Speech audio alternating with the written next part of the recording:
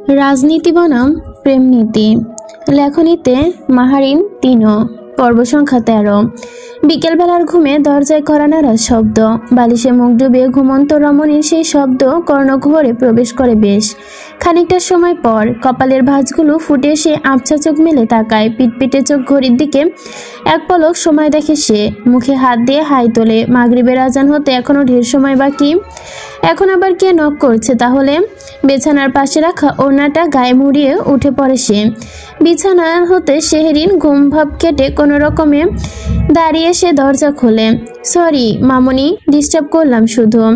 ভেতরে আসুন মামা, সমস্যা নেই, একটা কথা বলতে এসেছিলাম। জি বলুন। সাফিন সাহেব কিছুটা সময় নিয়ে ঠান্ডা গলায় বললেন, বাসায় 2 জন গেস্ট এসেছে, ওনারা তোমার সাথে মিট করতে চায় মামনি। আপনার অফিস কলিগ মামা? না, আমার অফিস কলিগ নয়, তবে বেশ পরিচিত। শেহরিন স্বাভাবিকভাবে বিষয়টা নিতে চেয়েও পারে না। দ্বিধাগ্রস্ত মন নিয়ে খানিকটা বিষময় সুর তুলেই বলে, আমার সঙ্গে মিট করতে চাই কেন? তোমাকে দেখতে এসেছে যেহেতু, মিট তো করতেই চাইবে অনিভা। মামির কথায় পেছনে দৃষ্টি মেলে শেহরিন। শাহিদা বেগম হাসি হাসি মুখে এগিয়ে এসে বললেন, জনাবের তোমাকে বেশ পছন্দ হয়েছে, একদম সরাসরি বাসে এসেছে প্রস্তাব রাখতে।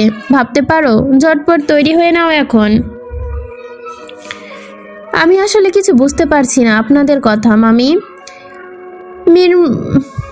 মিরসরাই উপজেলায় নির্বাহী অফিসার তৌসিফ আহমেদ 3 মাস আগে বদলি হয়ে চট্টগ্রামে এসেছেন। তোমার আঙ্কেল মানে আরাফাতের ফ্রেন্ড মেবি ডিসি হিলে তোমার সাথে প্রোগ্রামে এসে তোমাকে দেখেছিল, আর সেখানেই তোমাকে ভালো লেগে যায়। আজকে এসেছে তোমার সঙ্গে সরাসরি আলাপচারিতার স্বার্থে, সেই সাথে তোমাকে দেখতেও। সেনের কাছে সম্পূর্ণ বিষয়টা বুঝতে সময় লাগে। এর মধ্যে ইউএনও কোথায় থেকে এলো, কখনোই বা তাকে দেখলো, আর কখনোই বা পছন্দ করলো, সরাসরি আবার বাসায় অব্দিও এসে গিয়েছে। আজব তো, মাত্র 2 দিনের ব্যবধানে এত কিছু।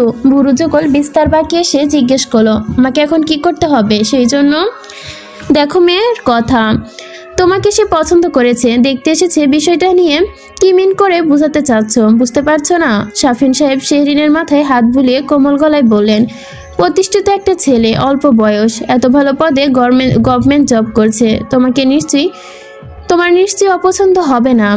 অপছন্দ শব্দটা বেমানান মুমুর বাবা। আরাফাত আজকে নিজের ছেলেটার ব্যাপারে সবিস্তার জানিয়েছে। ভীষণ ভালো, বংশ বেশ উঁচু, আমাকে অনিবার্য একদম পারফেক্ট হবে। তোমার কি কোনো আপত্তি আছে মামুনি? তোমার বাবাকে আমি জানিয়েছি, দুলাভাই আমাকে বলেছে তোমার মতামত আগে নিতে। শিরিন নিষ্পলক চাহনি মেলে মামার দিকে তাকায়। আপত্তি কি তার আদৌ আছে? নেই তো, কিন্তু এরপরও মনের ভিতর হুট করে অশান্ত হাওয়া বইছে। কিছু কি পিছু টান তার সত্যি রয়েছে নাকি কারো? অনিভা প্লিজ না করো না।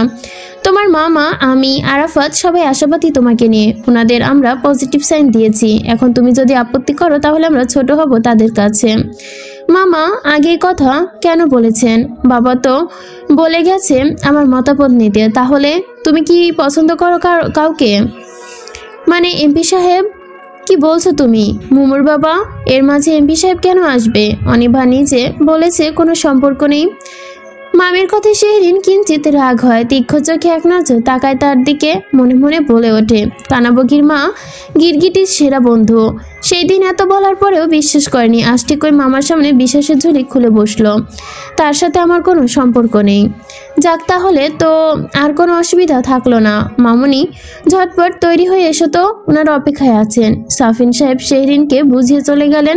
শাহিদা বেগম শেহরিনের মুখোমুখি এসে দাঁড়ায়, নির্মেদ কণ্ঠে বলে, আমি কাজুকে দিয়ে একটা শাড়ি পাঠিয়ে দিচ্ছি, তৈরি হয়ে এসো। শাড়ি পরতে হবে কেন? শাড়ি পরলে তোমাকে সুন্দর লাগে তাই। সুন্দর অসুন্দর দিয়ে কি হবে মামি? পছন্দ তো উনি করেই ফেলেছে, এখন ছেঁড়া কাপড় পরে গেলেও নিশ্চিত অপছন্দ করবেন না।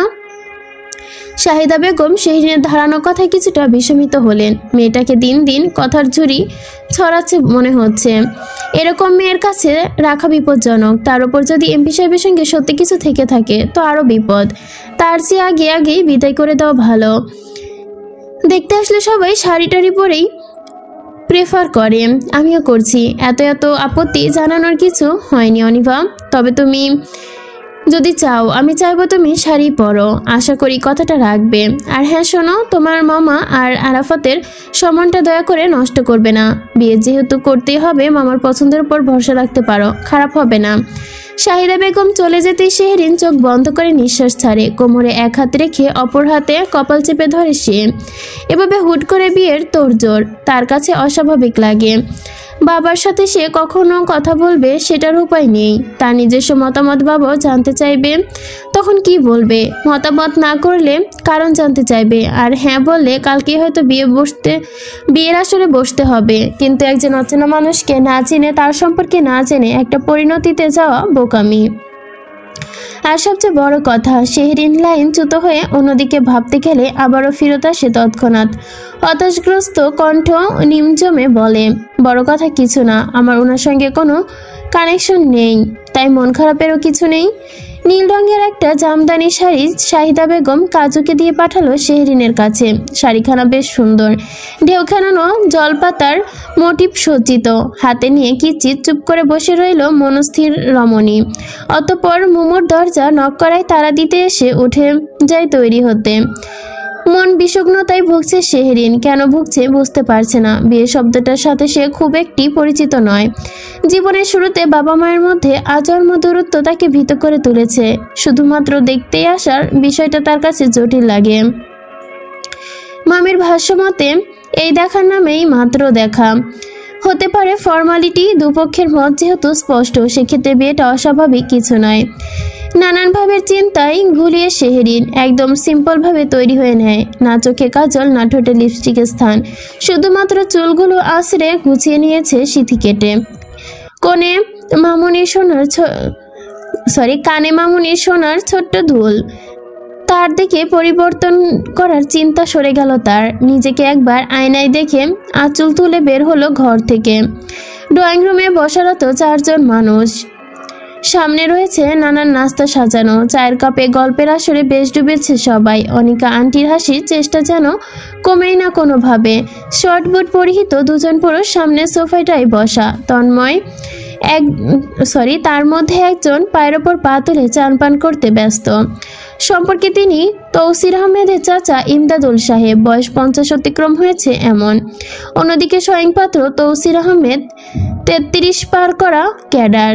চেহারার গড়ন তার বেশ ছিমছাম, অধিক ফর্সার মনে বলে বিলাতি ফেরত বাংলাদেশি। তবে কাটছাড় সুদর্শন পুরুষের খাতায় তার নাম লেখানো যায়। অপেক্ষায় অন্তিমার পর শাহিদা বেগম শেহরিনকে নিয়ে আসেন সবার মাঝে। ডিসি হিলে সেই শাড়ি পরিহিতা রমণী আর তৌসিরকে দেখে সমুদ্রের নীল জলরাশি। একদম সাহায্যবিহীন নারী কায়াকে দেখে তার চোখ যেন সরে না সেই দিন হতেই। মুখে ফোটে তৃপ্তির বিস্তৃত হাসি। সালাম দাও অনিভা। শাহিদা বেগম কানে কানে শেহরিনকে বলে দিতেই তার টনক নড়ে। বিষয়টা বেমালুন ভুলে গিয়েছিল। মাথা নিচু করে কণ্ঠ নামিয়ে সে উপস্থিত বয়োজ্যেষ্ঠ ব্যক্তিদের সালাম দেয়। ইমদাদুল সাহেব চায়ের কাপে চুমুক রেখে ঠিক হয়ে বসেন। হাসি মুখে সালামের জবাব দিয়ে বলল, বসো মা বসো। শেহরিন মামার পাশে গিয়ে বসে। আসা মাত্রই কেমন অদ্ভুত অস্বস্তি তাকে ঘিরে ধরেছে। জীবনে প্রথম সে কোনো পাত্রপক্ষের সামনে এভাবে উপস্থিত হয়েছে। বিষয়টি সবার মনে ছোট্ট হলেও তার কাছে সম্পূর্ণ নতুন এক খাপছাড়া অভিজ্ঞতা। তার ওপরে বাবা নেই পাশে। বাবা ছাড়া কেন জানি তার চারপাশটা ছন্নছাড়া লাগে। এক পা এগোতে পারে না সে, বসতেই বিয়ের সরঞ্জামে। নাম কি তোমার মা? সাবরিনা শেহরিন। অনিভা, বা সুন্দর নাম। আমরা ওকে অনিভা বলে ডাকি। শেহরিন ডাক নামটা অনেকেও ডাকে।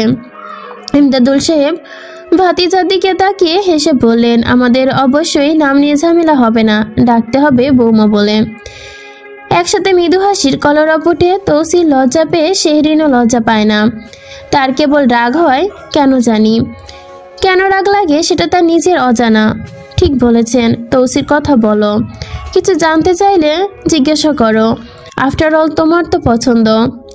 সমস্যা নেই, বলুন আপনারা। মনিকা আন্টি জোর করে বললেন, আর লজ্জা পাচ্ছ কেন ভাইয়া? আরাফাত তো আমাকে বলেছে আপনি নাকি অনিভাকে দেখা মাত্রই কুপকাত হয়ে গিয়েছিলেন। তৌসিফ জড়তা মাখা কণ্ঠে বলে, এতক্ষণ আপনাদের মাঝে তো জানা হয়ে গিয়েছে, আর যেসব কিছু অজানা সেগুলো না জানাই থাক। আচ্ছা, আমরা একটু আলাদা কথা বলতে পারি কি? নিশ্চয়ই পারো। এটা কি বলতে হয় নাকি? তবে আমার মনে হয় এই সুন্দর শান্তিভাবে ঘর কোনো না হয়ে বসে থাকলে তোমরা চাইলে বাইরে ঘুরে আসতে পারো, খোলা হাওয়ায় দুজন দুজনের সঙ্গে একটু সময় ব্যয় করতে পারো, চিনলে জানলে নিজেদের মতো করে। মন্দ বিষয়টা বলেননি। মামুনি, তুমি কি যাবে? আরে দুলা ভাই, আপনিও না।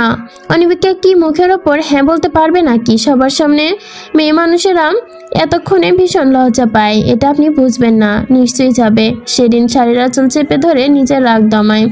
মনে মনে কানাবগির আরেক মাকে শতগালি ছুড়ে দেয়। ব্যাক্কেল মহিলা কোথাকার, এই সন্ধ্যায় অচেনা একজন লোকের সাথে কিভাবে সে বাইরে পাঠানোর কথা বলে? যতই হোক ক্যাডার, উচ্চপদস্থ কর্মকর্তা, হুট করে এভাবে বিশ্বাস করা মোটেও উচিত না। কার মনে কি আছে সেটা বলা মুশকিল। যদি উল্টোপাল্টা কিছু বের হও তাহলে দুজনে একটু ঘুরে এসো কোথাও, যা যা জানার আছে জেনে নাও। বৌমাকে ঘরে তুলতে কিন্তু আমাকে বেশি সময় নিব না, তাই ভাবিকে শীঘ্রই দেশে আসার কথা বলবো। অনিভা, ওঠো। সে মোমোকে নিয়ে যেতে পারি সাথে, মামি মোমোকে নিয়ে যেতে পারি সাথে। শেরিনের কথায় উপস্থিত সবাই একটু অপ্রস্তুত হয়ে পড়ে। শাহিদা বেগম জোরপূর্বক হেসে বলে, ধর বাচ্চা, মোমো গিয়ে কি করবে? তোমরা দুজনেই যাও, বিষয়টা বিয়ে নিয়ে অনেক সিরিয়াস, এখানে মোমো আরসকে টেনো না। তৌসিফ বসা থেকে উঠে দাঁড়ায়, দু হাতে পরিহিত সুটটা হালকা টেনে গলা ঝাড়ি মারে। ভয় পাবেন না, বিশেষ করতে পারেন। আপনাকে ভালোভাবে বাসায় ফিরিয়ে দেওয়া আমার প্রধান দায়িত্ব থাকবে। ভরা সমগলে শেহরিন আর আপত্তি করার সুযোগ পায় না। মামার সামনে মুখ ফুটে না করা মানে নিচু করা তাকে। এর ওপর তো দুটো কানাবগির মা বসে আছে, যেতে না চাইলেও জোর করে পাঠিয়ে ছাড়বে। সে যেতেই হবে তাকে। শুধু শুধু কথা বাড়ানো মানেই ঝামেলা। ছোট্ট করে নিঃশ্বাস ছেড়ে দাঁড়িয়ে পড়ে সে। হাঁটতে পথে পা বাড়াতেই উদ্বিগ্ন এক যাত্রায়। আধারে ঢাকা সন্ধ্যা, চারপাশে নিস্তব্ধ নিরিবিলি। পাহাড়ের ঢাল ঘেঁষা ফয়াস লেকে বইছে নির্মল হাওয়া। সবুজে ঢাকা সারি সারি গাছ আর স্বচ্ছ নীল পানি ম্লান জ্যোৎস্নায় চিকচিক করে উঠেছে। শেরিন তৌসিফ গাড়ি থেকে নেমে ধীরে ধীরে লেকের ভেতরে হাঁটতে থাকে। দুজনের মধ্যে চলাচল নীরবতা ভাঙায় তৌসিফ নিজেই। কণ্ঠ পরিষ্কার করে বলে, কমফোর্টেবল ফিল করছেন? জি। পাহাড় পছন্দ? ভাইয়া বলল আপনি নাকি প্রকৃতি পছন্দ করেন অনেক। লোকটা ভাইয়া হিসেবে কাকে সম্বোধন করছে বুঝতে পারে না শেহরিন। কিচ্ছিত চুপ থেকে নরম গলায় বলে, জি, প্রকৃতি ভালো লাগে।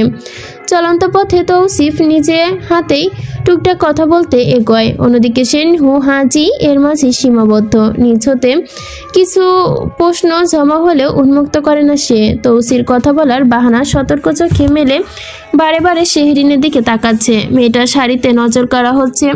তার বুকে প্রেমের জোয়ার তুলে দিয়েছে। ইচ্ছে জাগে হাতটা ধরে হাঁটতে, নিজ হাতে কিছুটা দূরত্ব ঘোচাতে।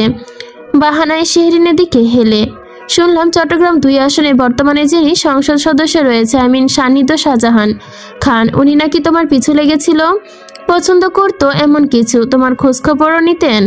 শেরিন তৌসিফের দিকে হেলে আশা দেখে নিজে পর্যাপ্ত দূরত্ব সরে যায়। মনে মনে বেশ বিরক্ত হয় সে। কানাবগির মায়েদের ওপর সব আলম্বনা জাহির করেছে অজানা লোকের কাছে। মানুষ মানুষকে পছন্দ করতেই পারে, সিরিয়াস কোনো ম্যাটার ছিল না। তৌসিফ যথমান্য হাসে, ঠান্ডা গলায় বলে, হ্যাঁ তা তো, তবে এসব পলিটিক্স পার্সনের এসব সবসময় দূরে থাকবে। আমার শুনে ভালো লাগছে যে তুমি এমপি সাহেবকে বার্তা দাওনি, খুব ভালো কাজ করেছ। এসব লোক সুবিধার নয়। আমরা তো প্রশাসনের লোক, আমরা জানি কে কেমন। উনি কি খারাপ? এই পদে খুব সম্ভবত উনার একা না, 2 বছর চলছে। এর মাঝে অনেক অভিযোগ এসেছে, অনেক কথা সমালোচনা, কেস অলরেডি ঘটিয়ে ফেলেছে। বাট পাওয়ারফুল পারসন এমপি পদে থাকলে এগুলো দুধ ভাত। কি অভিযোগ এসেছে? তৌসির এক পলক শেহরিনের দিকে তাকিয়ে বলে, আপনি শুনতে আগ্রহী? আপনি না বলতে চাইলে ইটস ওকে। হাহা, আপনি তো ভালো কথা জানেন। আসলে অভিযোগ বলতে সকল ধরনের গ্যাঞ্জামার ঝামেলার দিকে উনার দল বেশ এক্সপার্ট। আমি এই 3 মাসে যতটুকু দেখেছি আর কি। এছাড়া না ড্রাগ সাইট তো আড়ালে থাকেই। সরকারি কর্মচারী উনিও আপনিও, শুধু রাজনৈতিক ব্যক্তিত্বের ড্রাগ সাইট থাকে, আপনাদের থাকে না কেন? তৌসির খানিকটা অবাক চোখে তাকায় শেহরিনের দিকে। এই মেয়েটি এত সহজ সরলভাবে নিচ্ছে সে, আদৌ কি সে ততটা সহজ সরল? কথা বলার কৌশল বেশ নিখুঁত। বিকজ আমরা ক্ষমতালোভী নই। রাজনীতিতে চেয়ারে যারা বসে তাদের চেয়ারে লোভে একটা আষ্টে পিষ্টে জড়িয়ে ধরে যে এই চেয়ার বাঁচানোর জন্য তারা মানুষ মারতে দ্বিধাবোধ করে না। আপনি খোঁজ নিয়ে দেখবেন এই এমপি নির্দ্বিধায় 2-4টা খুনের আসামি হয়ে আছে। শেহরিনের কর্ণকহরে খুন শব্দটা পৌঁছাতে শরীরের শিহরণ বয়ে যায়। এক মুহূর্তের জন্য কল্পনায় ভেসে ওঠে উনি কি সত্যি এতটা হিংস্র খুনি মানুষ? খুন করে এই মানুষটা, এই সংযত দৃষ্টি সত্যি হিংস্র হয়ে উঠতে পারে। ক্ষমতার লোভে কি সে অস্ত্র চালাতে পারে নির্বিকারে? পূর্বক্ষণে পত্রিকার নাম শুনেছেন নিশ্চয়ই। 2 দিন আগে ডিসি হিলের পেছনে পরিত্যক্ত এক বাড়িতে সেই পত্রিকার সম্পাদক শাহমত সিকদারকে হত্যা করা হয়েছে। প্রাথমিক তদন্তে উঠে এসেছে পরিকল্পিত হত্যা। আমাদের মহলে কানাঘষা হয়েছে, এমপি সাহেবের দিকে আঙুল উঠেছে। সঠিক প্রমাণ যেহেতু নেই তাই কোনো অ্যাকশন নেওয়া যাচ্ছে না। উনিকে ওনার সঙ্গে দীর্ঘদিনের বিরোধ ছিল। শেহরিন আর কিছুর জবাব দেয় না, দীর্ঘশ্বাস ফেলে বলে, যাক, আপনারা তাহলে নিজেদের সুশীল হিসেবে দাবি করতে পারেন। অবশ্যই আমরা সুশীল, এসব নোংরা রাজনীতিতে আমরা গা ভাসাই না। আমাদের কাজ হলো রাষ্ট্রীয় আইন এবং সরকার প্রশাসনের আদর্শ মান্য করা। আমরা সেভাবেই সঠিকভাবে চলি। শেহরিন জোরপূর্বক হাসে তৌসিফের কথায়, সমর্থ জানায়। রক্তখুন হানাহানি এসব ভীষণ দুর্লভ। সেই রাজনীতি বিষয়টা এ কারণে আমার অপছন্দ। প্রতিদিনের সংবাদ পত্রিকায় নানা ধরনের দুর্নীতি খবরে আরও মন উঠিয়ে দিয়েছে আমার, কিন্তু মাঝে মধ্যে বারবার থিওরি আর তাকে বেশি ভাবায়। আছে এই জগতে সবাইকে এক। শেহরিন জি, আমি সোজা কথা বলতে পছন্দ করি, তাই সোজা সাপটাই কথা বলছি। আমার আপনাকে প্রথম দেখে ভীষণ পছন্দ হয়ে গিয়েছিল। আপনার সুরে আমি সত্যি মোহিত হয়ে পড়েছি। সেখান থেকেই ভালো লাগা। আমি বোধহয় আপনাকে ভালোবেসে ফেলেছি। আমাকে আপনার কি বিয়ে করতে কোনো আপত্তি রয়েছে? শেহরিন চুপ, নিস্তব্ধ। আমার সেই আপত্তি নিয়ে প্রশ্ন। সে নিজে যেখানে দ্বিধায় দন্ত সেখানে উত্তর কি দিবে? তবুও পরিস্থিতিটা হালকা করে নিতে সে ধীর কণ্ঠে বলল, আমি কিছুটা সময় চাই। কত সময়? খুব তাড়াহুড়ো? সেরকম না, তবু একটা ধারণা করে রাখতাম। আমি আপনাকে জানাবো। আসলে হুট করে একটা সম্পর্কে পরিণতি দেওয়া আগে কিছু ভাবা চিন্তা করা উচিত, পরে যাতে আফসোস করতে না হয়। তৌসিফ শেহরিনের প্রত্যুত্তরে খুব একটা সন্তুষ্ট হয় না। এটা তার ক্লিন সেভ করা মুখরেখা দেখে বোঝা যায়। অনিচ্ছুক হাসি ঝুলিয়ে বলে, আমার মতো ওয়েল এডুকেটেড ছেলেকেও ওয়েটিং লিস্টে থাকতে হচ্ছে। সবাই বলে ক্যাডারদের নাকি পাত্রীর অভাব পড়ে না, বাট রিয়েলিটি এটাই। কেন, ক্যাডাররা কি স্পেশাল কোনো খাতের অন্তর্ভুক্ত যেখানে তাদের পাত্রীর অভাব পড়াটা বেমানান? নো, বাট সব মেয়ের ফ্যামিলিরাই আমাদের মতো ছেলেদেরই স্বপ্ন দেখে। বা আপনি তো দেখি নিজেকে নিয়ে বেশ প্রাউড ফিল করেন। গুড। অবভিয়াসলি আমি আমার যোগ্যতা এবং মেধা এইখানে এসেছি। গর্ব তো করবই। গর্ব করব না? ইয়েস করবেন অবশ্যই, বাট একটু খেয়াল রাখবেন। দেখবেন অতিরিক্ত প্রাউড ফিল যেন আত্ম অহংকারে গিয়ে না পৌঁছায়। অহংকার খুব খারাপ একটা কোয়ালিটিস। আপনি যত বেশি বড় পেশাতেই থাকুন না কেন, নিজের মধ্যে অহংকার বজায় রেখে চললে আপনার মূল্য একদম নিচুতে এসে পৌঁছাবে। মুখের ওপর সোজা সাপটা উত্তরে তৌসির খানিকটা অপ্রস্তুত হয়ে পড়ে। বিষয়টা ঘোরাতে হাত ঘড়ির দিকে সময় দেখে। আচ্ছা, সব কথা রাখি, আপনি সময় নেবেন ঠিক আছে, তবে বেশি নয়। আর হ্যাঁ, আমি কিন্তু না বাক্যটা শুনতে চাই না। সময় হোক, চলুন এবার ফিরি। ফয়াসের হতে বের হয়ে পাকা রাস্তায় উঠেছে তৌসিফ। শেহরিন কিছুটা দূরে গাড়ি পার্ক করে রাখা। এতক্ষণ কথা বলতে বলতে 8:30 বেজে গিয়েছে। অন্যদিকে বিদ্যুতের ঝলকানি বেড়েছে দ্বিগুণ। কখন যে ঝপ করে বৃষ্টি নামবে ঠিক নেই। Excuse me, 1 second. শিওর? তৌসিফের হুট করে কলা শেষে শেহরিনের সামনে এগোতেই পিছিয়ে দাঁড়িয়ে পড়ে। পকেট হতে ফোনটা বের করে রিসিভ করে অপর পাশে গমগমে কণ্ঠে, 70% প্রফিট ডান। মিস করতে না চাইলে এক্ষুনি চলে আসুন, পরে কম হলে কিন্তু আমি দায়ী নই। তৌসিফের বিষময় চাহনির সামনে শেহরিনের দিকে এক পলক তাকায়। 10টার দিকে আসলে হবে না? আমি একটু বিজি আছি এই মুহূর্তে। এর চেয়ে বিজি আপনি আর কোনো কাছে থাকতে পারেন অফিসার? আচ্ছা দেখুন, যেটা ভালো হয় করুন। 70 থেকে 30% এলে প্লিজ আমাকে বলবেন না। অ্যাকচুয়ালি আমি ওকে আসছি আমি। তৌসিফ তাড়াহুড়ো করে ফোন রেখে দেয়। সামনে চলা রমণীকে পিছু ডেকে সে এগিয়ে যায় তার পানে। শেহরিন, একটা সমস্যা হয়ে গিয়েছে। জি, আমার একটা জরুরি কল এসেছে। এই মুহূর্তে আমাকে মিরসরে যেতে হবে। আই এম সো সরি, আপনি প্লিজ মাইন্ড করবেন না, আপনাকে বাসায় ড্রপ করে দিতে পারছি না বলে। আমি আসলেই নিরুপায়। শেহরিন আশ্চর্যপূর্বক দৃষ্টি মিলে তৌসিরের দিকে। এই লোকের কথায় সে তাজ্জব বনে গেল। চলে যাওয়ার মুহূর্তে কি বলছেন উনি? ঝড় বাদলের দিনে এভাবে একটা মেয়েকে রাস্তায় একা রেখে সে সরি জপছে। শেহরিন এই সরি দিয়ে কি করবে? হাত তো কোনো পার্স কিংবা মোবাইল ফোনও আনেনি। এত দূর তো আসার কথাই ছিল না। কথা ছিল বাসার সামনে রাস্তায় হাঁটাহাঁটি করে কথা সম্পন্ন করবে, কিন্তু এই লোক তো স্বেচ্ছায় তাকে এখানে এগিয়ে নিয়ে এসেছে। আর এখন আবহাওয়ার এই অবস্থা, গাড়িরও কোনো চিহ্ন নেই। কি করবে সে? বৃতৃষ্ণায় গলা কোনো মতে ঠোঁট ফুলিয়ে উচ্চারণ করে, ঠিক আছে, যেতে পারেন আপনি। থ্যাংক ইউ সো মাচ, আমি জানতাম আপনি বুঝবেন। ওকে বাই, শীঘ্রই দেখা হবে। থ্যাংক ইউ সো মাচ, আমি জানতাম আপনি বুঝবেন। ওকে বাই, শীঘ্রই দেখা হবে। তৌসির পার্কিং রডে গাড়ি নিয়ে চলে যেতেই নিমিষে শেহরিন ঠোঁট কামড়ে বিদঘুটে ব্যাপারটি হজম করতে গিয়েও যেন হজম করতে পারে না। ভেতর হতে উগড়ে আসে তা, এই লোকটা উচ্চশিক্ষিত কিন্তু বিবেকবোধ নিম্নতর। ড্রপ করে দিতে না পারতো, অন্তত একটা গাড়ি ঠিক করে দিতে পারতো। এগুলো তো বেসিক সেন্স। এত অজ্ঞত, অথচ আসার সময় সবার সামনে গলা উঁচিয়ে বলল দায়িত্ব নিয়ে বাসায় ফিরিয়ে দিবে। এ তার নমুনা স্টুপিড। হালকা হাওয়া ছেড়েছে, দমকা হাওয়া বইছে। শেহরিন গায়ে শাড়ির আঁচল গুটিয়ে হাঁটা ধরেছে বাসার পথে। এত দূর এখানে সে কিভাবে যাবে? আল্লাহ, আজকের জন্য একটা কিছু ম্যানেজ করে দাও। কিছু দূর যেতেই গুটি গুটি শিলাবৃষ্টি। সেরকম মেঘের ঝলকানি শুরু হয়েছে। মনে হচ্ছে তুমুল বৃষ্টি নামবে। মাসটাই বৃষ্টির। প্রতিদিন নিয়ম করে একবেলা নামাটা তার স্বভাব। সন্ধ্যায়, সকাল, রাত বৃষ্টি হবেই। অন্য কিছু আনেনি। যদি ছাতা টানতো তাও তো হতো। সাই সাই করে পাশ কাটিয়ে চলে যাচ্ছে গাড়ি। হনে শেহরিনের বুক ধক করে উঠছে। কাদায় পা মেখে তার একাকার। বৃষ্টি ধীরে ধীরে জোরে হতে শুরু করে।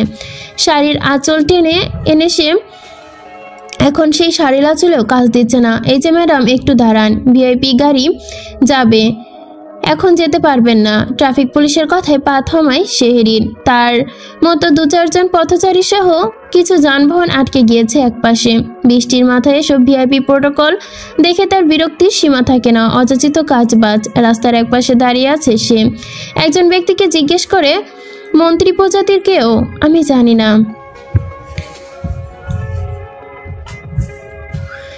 চিৎকারের মাঝে সারি বেঁধে গাড়ি আসতে শুরু করে। 3টে পুলিশের গাড়ি সহ 4টে প্রাইভেট কার, একটা জিপ। বৃষ্টির মাঝে সাইরেন বাজিয়ে জোর গতিতে চোখের পলকে এক এক করে ছুটে যায় সব। কিন্তু তদিমধ্যে একটি গাড়ি থেমে যায় কিছুটা দূরে, যার কারণে তার পিছে থাকা পুলিশের গাড়িও থামতে বাধ্য হয়। গাড়ি হতে 2জন পুলিশ হাতে ওয়াকিটকি নিয়ে বের হতে সেই গাড়ির দিকে এগিয়ে ভেতরে কেউ একজন কিছু বলে। কিছু সময়ের কথাবার্তায় পুলিশ দুটো আবার ফেরত গিয়ে পাশে কাটিয়ে চলে যায়। স্যার, এই সময় পাবলিক প্লেসে যাবেন না। শেহরিন শিওর? আসিফ জানালা থেকে মুখ ঘুরিয়ে দেয়। জি ভাই। ওকে। আব্রাহান কপাল গুটিয়ে ভাঁজ করে। স্যার, মন্ত্রী সাহেবেরা রয়েছে, ওনারা বিষয়টা ভালোভাবে নেবেন। আর পাবলিক তো আছে, নতুন ইস্যু ক্রিয়েট হবে। এভাবে জনসম্মুখে যাওয়া risk. I don't care. Shanit গাড়ি হতে নেমে পড়ে। আজকে সারাদিন সমাবেশ ছিল। লম্বা বক্তব্য দেওয়ার কারণে গলা স্বর কিছুটা বসে গিয়েছে। লম্বা বক্তব্যের কারণে গলাটা কিছুটা বসে গিয়েছিল। চোখে মুখে রাজ্যের ক্লান্তি ছাপ সবকিছু ছাপিয়ে সে শেহরিনে ধাবিত হয়। আব্রাহা, গাড়ি নিয়ে চলে যাও। আমি আসিফ, তুমি আশেপাশে থাকো। কেউ ছবি তুললে বিষয়গুলো হ্যান্ডেল করবে। আচ্ছা ভাই, আপনি যান। শানিত শেহরিনের দিকে অগ্রসর হতে ট্রাফিক পুলিশ বাঁশি বাজায়। আটকে রাখা সমস্ত গাড়ি। কিছু পথচারী যেতেই শানিত জোর কদমে হেঁটে শেহরিনের কাছে এসে দাঁড়ায়। ঝিরিঝিরি বৃষ্টি ভেজা লগ্নে পুরুষালী পারফিউমের চেনা গন্ধ নাকে যেতে শেহরিনি ঘোমটায় আবৃত মুখ থেকে বের করে তাকায়। ফলশ্রুতি সময়ের সঙ্গে সঙ্গে দুজনের দৃষ্টি দুজনের পানে স্থির হয়ে যায়। সারাদিনের ক্লান্ত দেহ বাড়ি ফেরা এমপি সাহেব নীল শাড়ির সাথে ঘোমটা টানা ধুলোরূপী লাবণ্য পরিপূর্ণতাকে দেখে বুকে তীব্র ব্যথা অনুভব করে। নিশ্চিল হয়ে ওঠে তার মস্তিষ্কের প্রতিটি নিউরন। ক্লান্তি ভুলে গিয়ে যেন সতেজতায় ডুব দিয়েছে এই মুহূর্তে। এই মেয়ে তাকে অন্তরত্বভাবে দহ করছে। সামান্য কার্পণ্যবোধ করে না কোনো সময়। কেন বারবার অনাকাঙ্ক্ষিতভাবে আহত করতে হবে? কেন তার হৃদয়ে গ্রাস করতে হবে? নেতা সাহেব ভিতরে নাজেহাল অবস্থা, খবরটা কি সে জানে না? অপরদিকে নেতা সাহেবের কুপকাত করা রমণী সুপরিচিত ব্যক্তিকে দেখে কিছুটা স্বস্তির দম ফেলে। লোকটা ব্যাকগ্রাউন্ড সম্পর্কে তার জানা। নেগেটিভ ধারণা থাকতে পারে, কিন্তু মানুষ হিসেবে লোকটা মন্দ নয়, এটা সে তার দৃষ্টি দেখে নিশ্চিত হয়েছে বেশ আগে। তবে লোকটার থেকে বারে বারে সাহায্য চাইতে তার কিছুটা কুণ্ঠিত বোধ হয়। সে কিছুই চায় উনি দূরে থাকুক, অথচ বিপদে পড়লে ঠিকই তাকেই সাহায্য করতে হয়। ব্যাপারটা কেমন যেন আয়োজকর লাগে তার কাছে। তবুও কিছুটা ধাতস্থ করতে হয় নিজেকে। বিপদে পড়েছে তো এখন কেন এখানে? কেন তুমি? হেঁটে যাচ্ছিলাম। আপনারা ভিআইপি লোক যাচ্ছেন জন্য দাঁড়িয়ে। কোথায় গিয়েছিলে? সাথে কেউ নেই? এক কানাবগির ছা ছিল সাথে, আমাকে ফেলে চলে গিয়েছে। সানিধ্য সেদিনকে একটা দোকানের নিচে দাঁড় করায়। আশেপাশে তাকে দেখে রাস্তা শূন্য, যানবাহনের টিকিটিও নেই। দু একটা কার আর সিএনজি যাচ্ছে শুধু। এই কানাবগিগুলোকে আছে কিছু গিরগিটি প্রজাতির। আপনি নেমে এলেন কেন? আমাকে দেখে? কেন? সান্নিধ্য এপার ওপার গাড়ি দেখতে দেখতে গম্ভীর কণ্ঠে বলে, কেউ উঠিয়ে নেওয়ার আগে আমি উঠিয়ে নিলে মন্দ কি? আসো। শেহরিন ততস্থকে তাকায় সান্নিধ্যের দিকে, ভীত গলায় বলে, কোথায় নিয়ে যাবেন আমাকে? আপাতত আমার শ্বশুরবাড়ি চলো, এরপরে তোমার শ্বশুরবাড়ি নিয়ে যাব কোনো একদিন ইনশাল্লাহ।